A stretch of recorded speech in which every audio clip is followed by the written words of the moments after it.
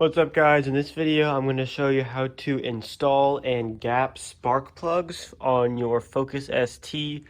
This is something that is really important if your car is tuned and really just not. It is important to keep up with the maintenance on these EcoBoost motor. Oh my god, I can't speak. These EcoBoost motors, because they are very maintenance sensitive to how long they last. So it is good to change the oil and then also transmissions and transmission fluid and just keep up with things and get a catch can, which I have videos on the PCV and CCV catch can, which are both very beneficial, especially for Focus STs. And then also you want to change your spark plugs about every year or 10,000 miles just to stay ahead of when they need to be replaced, which will keep you from having any issues, because it's not very common, but I have seen people who have left spark plugs in for too long and then the end right here breaks off in their engine and it will cause you to need a new engine. And then also these are what can cause misfires and your engine to run bad if they aren't gapped properly, which is what I will show you. My car is tuned on E30 by JST Performance, and they told me to gap them at 0.026. So that is what I will be gapping them to. I'm going to use this little like coin gauge for spark plug gapping, which a lot of people do not like. Most people say you should just use a set of feeler gauges, which I do have, but I'll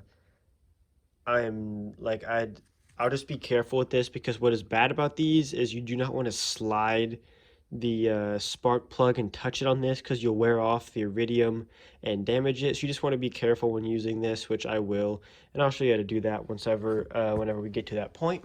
But to take them out, you just want to take off these 8mm bolts all the way across here. I ended up having to buy a deep socket for mine because none of the ones I had worked, but that's just what I had to use. And once you get those out, you'll use a spark plug socket to get them out. And once you get your old spark plugs out, I will compare them, and then I'll show you how to gap the new ones and put those in.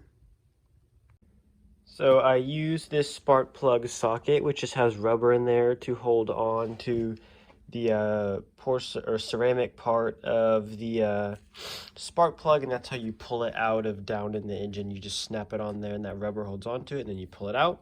So you can see this was the one that was in my car, and here we have the new one, which I use the NGK 6510 ones just because it was recommended by my tuner.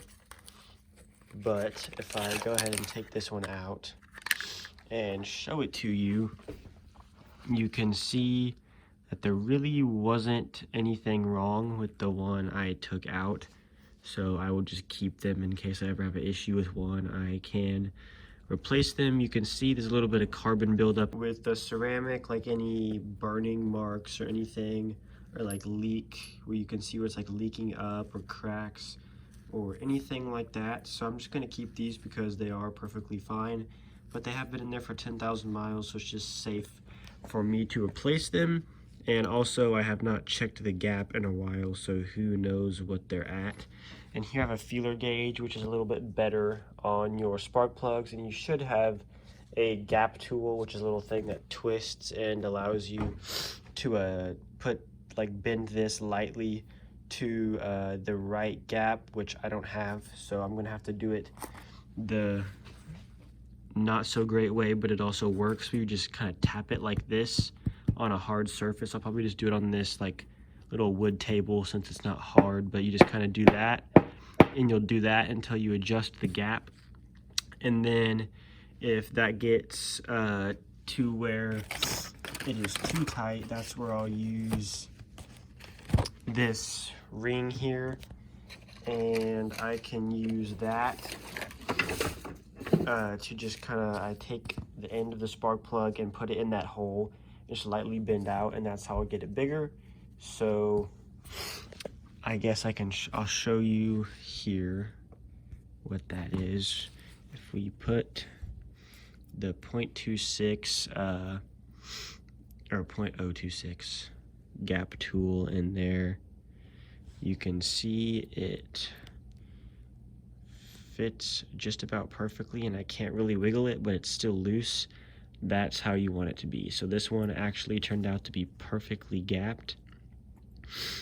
So you can see if I went with any bigger, it would probably be too big, but I can't wiggle it up and down or anything. So that is how you want it to be. Just going to get this one gapped and put it in, and then do the other three. So I'm just going to do them all separately, so I don't have to worry about having holes open in my engine just in case something happened to fall in there.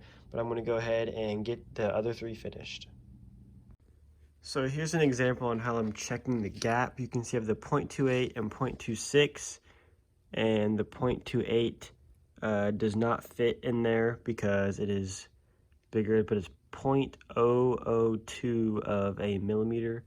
So you know that it is very sensitive, so this is a good way to do it with the feeler gauge. And then you can see the 0.026 fits in there perfectly, and it has very little resistance pulling. Okay, well now I twisted it, but if I do it straight on, I get very little resistance in and out, and that's what you want for the correct gap.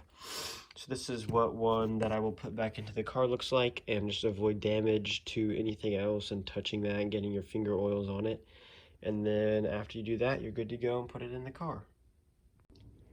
So I'm on the last one, and you can see all I did was take the bolt out of the coil pack there, and then all you got to do is pull it out and put your spark plug socket down in there, and then just use this ratchet to break it loose, and then loosen it up just a little bit. And then once you get it cracked loose, it's easier to just use your fingers on these extensions and then pull them out.